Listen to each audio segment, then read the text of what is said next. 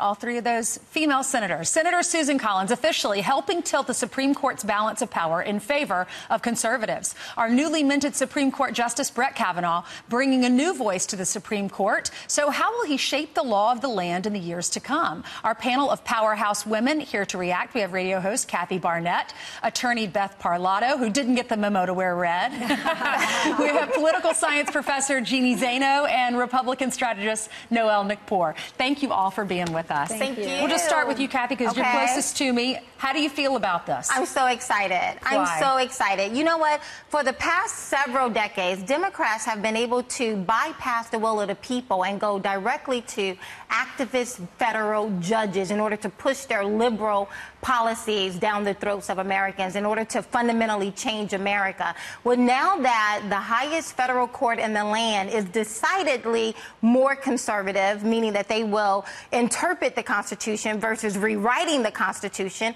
Democrats are going to be forced to now come and have a conversation with people like you and I. They're going to be forced to come and talk to us and try to win over our hearts and minds, which is something they rarely do, because if you look, the only large sweeping legislation that Democrats have ever passed was Obamacare. Typically, Democrats don't pass large sweeping legislations. Instead, they bypass the people, go straight to activist judges, whether we're talking about sanctuary cities, Second Amendment, modifying that, whether even trying to stop the president from putting a moratorium on who can come into this country. So it's going to be really interesting when elitist Democrats have to now come and talk to deplorables. Jeannie, how do you feel about these comments? And how do you think it's going to affect Democrats in November?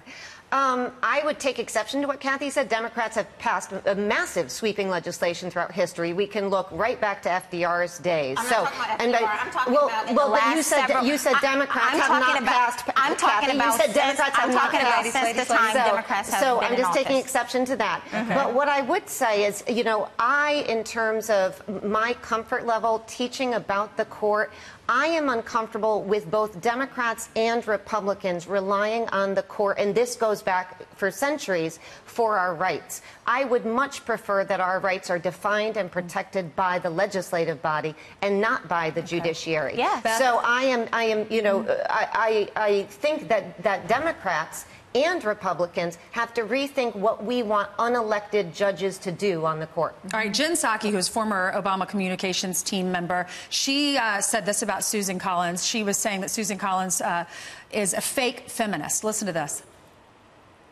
She's trying to have it always. And you can't say somebody is credible and then completely question their story.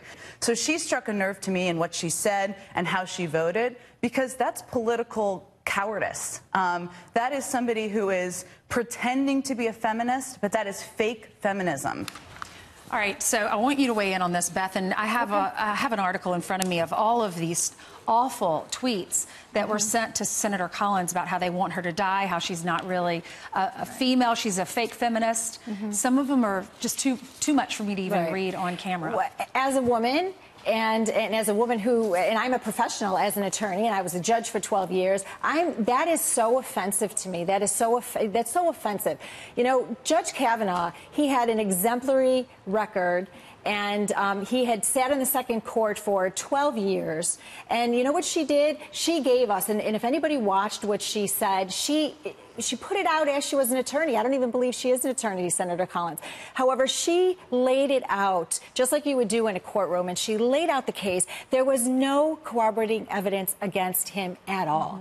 And you know what I'm afraid of, actually, as a woman? It looks like the left has given us we have a new normal almost. They're changing the culture. It's kind of like changing the climate.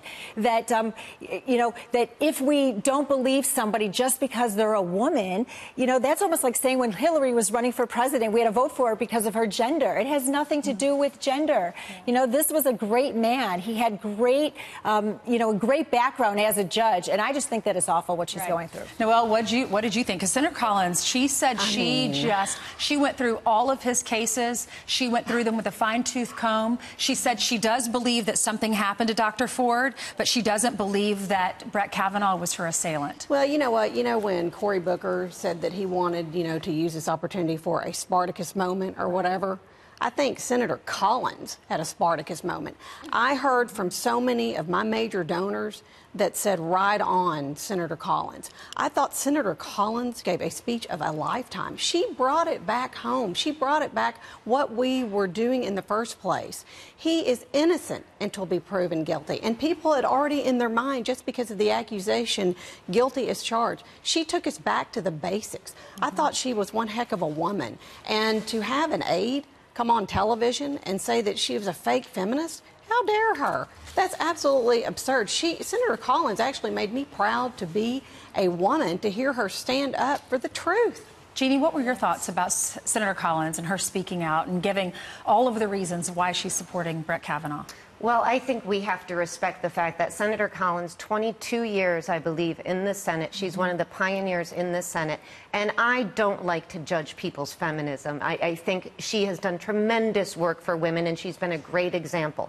That said, what I think has made people uncomfortable is the fact that she says she, number one, believes Dr. Ford, and on the other hand, also, she said last night on 60 Minutes she would never confirm somebody guilty of sexual assault. And those two concepts, she believes her and she would never confirm, has made people very uncomfortable. And I would also say, as a political scientist and researcher, there is no surprise that Senator Collins voted for Brett Kavanaugh. She has long wanted the court to be conservative, just like Jeff Flake. So while they may have been uncomfortable with the allegations, they wanted a conservative court, and she moved ahead. Versus someone who wants to get in and rewrite the Constitution and fundamentally change our nation without going to we the people. Yes, we do want more conservative judges who will interpret. Ladies, we got to leave it there. I'm sorry, but y'all were so good.